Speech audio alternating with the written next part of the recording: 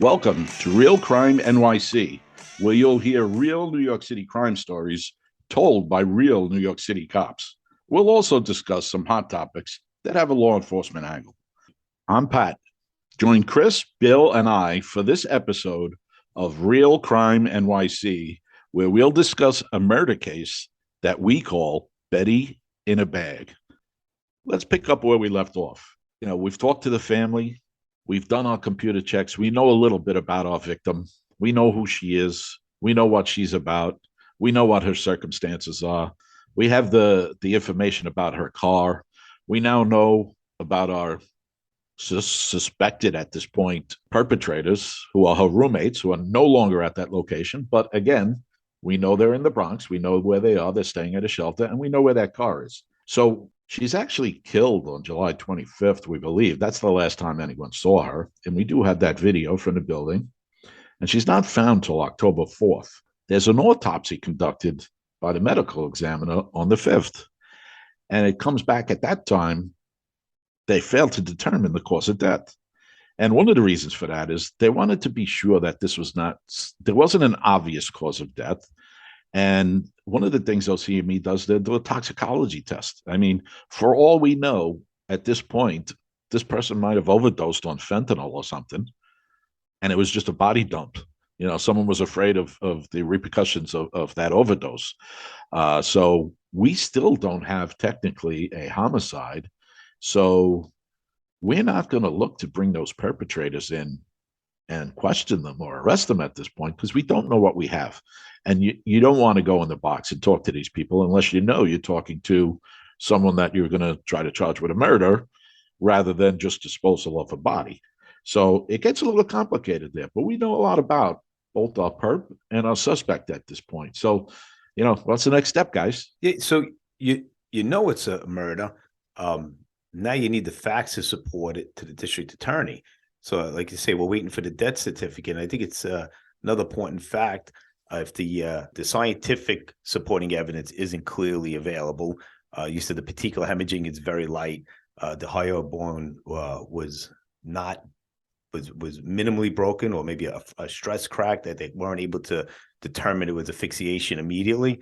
A lot of times, Chris, you used a couple of terms there that most people not in this business might not know. Can you explain to us what the petechial hemorrhaging is and what the hyoid bone is? So when there is a strangulation, you have a bone in your throat. It's called the hyoid bone. It's almost like a wishbone. It's a very delicate bone. And generally, that bone breaks immediately. And the pathologist in the medical examiner's office is able to determine that it's a strangulation because of the bone breaking. You also have petechial hemorrhaging when the stress is pressed on the neck and the throat. The blood vessels in the eyes tend to bulge out, and that's the hemorrhaging in the eye area. It's very common with being strangled to death. In this case, it wasn't that pronounced. At times, when the regular pathologist cannot determine it, they'll send the throat to a throat specialist, a throat pathologist, and it takes a couple of months longer for the pathologist who specializes in the throat area to make their determination. And pretty sure that's what happened here, being that the homicide happens in July and we don't have a final death certificate until December 24th. Yeah, the professionals at the medical examiner's office, I always found them to be a wealth of knowledge, and I like to talk to them at the scene. I like to talk to them on the phone. You learn something from them every time you talk to them, and they're invaluable in a murder investigation because half of your case is going to be them testifying that this was a murder, not some other kind of a death. I particularly like to talk to the forensic anthropologists because they'll tell you all the little tricks of the trade about what you can learn from just looking at a body. But the chief medical examiner's office is invaluable to detectives' investigations. And, we have to give a shout out to them. Without them, we're not making these cases. Well, the New York City medical examiner's office is really second to none. They lead the law enforcement community and the scientific community in what they do. Just think of the volumes of murders we have throughout the years. And these people do this every single day. And they're really a wealth of information for the investigators. Yeah, so let's get back into the case. I don't want it to sound like this is a police procedural here. This is a discussion about an interesting case. So, uh, you know, the autopsy, she's killed on the 25th of July. August 4th, the body's recovered. August 5th, there's a autopsy which didn't determine the cause of death. But one important point, on October 3rd, the medical examiner comes back to us and says the toxicology results are in, and this is not an overdose. So now we're pretty sure we have an outright murder. This wasn't a body dump. The body was dumped because she was murdered. And we suspect that she was strangled or asphyxiated because there's petechial hemorrhaging, like Chris explained, and there's some damage to the hyoid bone in the neck. So now the decision has to be made to bring those perps in. They've been out there for a while. We still know where they are. They're still in the Bronx. But now a decision has to be made. Like, as detective bosses, what are you guys thinking about? Like, how we bring them in, when we bring them in, and what steps are we going to take prior to bringing them in to prepare? You don't want to go in there cold turkey. You want to do your homework. Detectives want to know everything they can about the scene, about the person that was murdered. They want to know about everything they can about the people they're going to be speaking to, because they want to know whether they're lying or not. Up front, they want to know the questions. They want to know what the anticipated answers are going to be. So they're prepared to know when they do lie, or if they do lie and they don't come out and just admit it right off the bat, what follow-up questions they'll have for them. Very important. Yeah, so let me give you a little background on our perpetrators. So the female is 37 years old. She has a criminal record. The male is 42 years old. He has a criminal record. Again, from the data we know, he has a couple of aliases, the male. One of them is Charlie Brown. The other is Divine Powers. So this gives you a little insight into the psychology of this person. He's got many prior arrests, including robberies and resisting arrest. So we know he can be violent. And he has 2 tattoos. Again, back to the tattoos. Very important for police work. One tattoo is of a gun, and the other tattoo is of a graveyard. So you can imagine what that detective is thinking when he's looking through this before he's going to talk to this guy. We're thinking we're on the right track here, if nothing else. But what are they going to discuss before picking them up? I mean, some of the things I would discuss is, under what circumstances are we going to pick them up? Are we going to try to pick the 2 of them up separately? Are we going to go to the Bronx and get them on what day?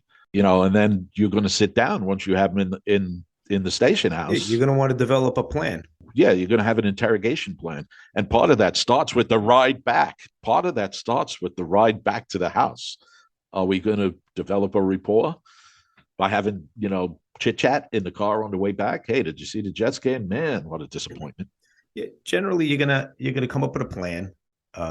Everybody involved is gonna give some sort of information on how they feel that you should undertake it. The squad commander, the case detective, everybody involved, and it's going to be a buy-in on everybody on what's the best way to attack it. But the best detective work is as it unfolds, navigating the situation. Sometimes they're lying, and you're able to catch them in it by contradicting their statements. It's really the detective who's going to be the one handling the perp from start to finish that's going to be the most valuable person at this point. You try to figure out whether you're going to go right at them. Am I going to show them the video of them with the bag? Am I going to show them all the evidence that I have and just go right at them and say, hey, listen, we got you? Or do you hold back on what you have? Those are decisions that are made prior to going in there with the squad commander, the case detective, and maybe other people that are very good at doing interrogations. And it depends on the people that you're speaking to. And then do you play them off at each other? If you have 2 people, in this case, you got 2 different perps, do you play them against each other? And that's one thing that really is successful, because one is going to say, hey, I didn't do it, they did it. And the other one's going to go, oh, hold on. That's what they're saying. They said that I did it, and they're going to give the other one up. So there's many different ways you could go about doing this interrogation, but it's so exciting when you do it for a detective. Really exciting to go in there, into the box. We call it the box when you get them in an interrogation room. Probably one of the most exciting parts of being an investigator. Yeah. So the answer to that question that you posed, how are we going to go at him? Do we try to cajole them into a confession? Do we try to trick them into a confession? Do we try to just lay it out for them? And in this case, it all hinged on sizing up the background of that male perpetrator, because again, we think this was a strangulation. The fingers are cut off. It was probably the male, not the female, who committed this crime. She may have assisted and be just as culpable, but it was probably him who went hands on. So when you size him up, he's 42 years old. He's been in prison before. He's exhibited violent behavior before. As a matter of fact, I believe he was arrested for a domestic violence case just shortly prior to the murder. He's got a gun tattoo. He's got a cemetery tattoo. This guy's a hardcore guy. So in this case, they're thinking, you know what? We're not going to try to flim-flam him. We're going to go in there. We're going to let him sit for a while. We're going to separate the two of them, and we're going to let him sit for a while. Then we're going to go in there respectfully, treat him with respect. He's hardcore. And we're going to say, listen, we got you. We got video. We recovered the body. We recovered the sheets. We connected it. It shows you taking the body to the car. We know the car went to Canarsie Pier. We got you. So they decided to go directly at this guy. And just as a little side note, if you remember, we discussed 2 trips to Canarsie Pier. They ended up going to Canarsie Pier in the middle of the night, like 2:00 in the morning, both of them, the male and the female roommate, to dump the body. And when they got there, it was a really hot August night. The pier was loaded with people. They couldn't do it without being seen. So they actually drove back with the body in the car and went back to the apartment. The next day, our male perp goes back and dumps the body in the ocean when he could do it without being discovered. So our female, we put her in the box by herself. We let them sit for a while. We went in and we talked to her, and she basically said, yourself, I'm not giving you nothing. She was hardcore and he wasn't. What happens is they go into him, they lay it out. Just like I said, they put all of it on the table and he gives it up. He says, yeah, I wanted to use the car. She wouldn't let me use the car. We got into an argument. We got, hands on. We got a little physical. And I ended up, fighting with her. And I thought I just knocked her out. She was on the couch. I thought she was still alive. I came back an hour or 2 later. She's a different color, and I realized she's dead. So all of this is over use of her vehicle. He wanted to use the car, and she said no, and he gets angry about it. That's what raised his level of anger, not using the vehicle. So like I said, they decided to go straight at this guy. They went into the female after letting her sit in the box for a while, and she says, I'm not talking to you. And that's the worst thing a detective could hear, because when they say they're not talking to you, you're not allowed to question them any further. So you don't want to hear the L word. Yeah, you don't want to hear the L word, the lawyer word. She actually just said she refused to give us any statement at all. And at that point, you have to stop. There's sometimes you can go back after that, but usually when they say they're not giving a statement, that's the end of it. So she turns out to be hardcore. We're not getting anything from her. So we've already made the decision to go in on the male and just lay it out. Hey, we got you. That strategy worked. He gave it up. And he explains to us that they both asked to use her car, the victim's car. She refused to let them use the car. It developed into an argument, which became physical. And he ends up choking her. Now, his story might be self-serving, might be true. We'll never know. He says he thought he left her alive. She was on the couch. He left her. He thought she was still alive. He came back an hour later, and it's obvious that she's dead. The cutting off of the fingers had to be explained. So, that was an effort on his part to not leave any forensic evidence. And it wasn't about the fingerprints so much as it was about the DNA under her fingernails.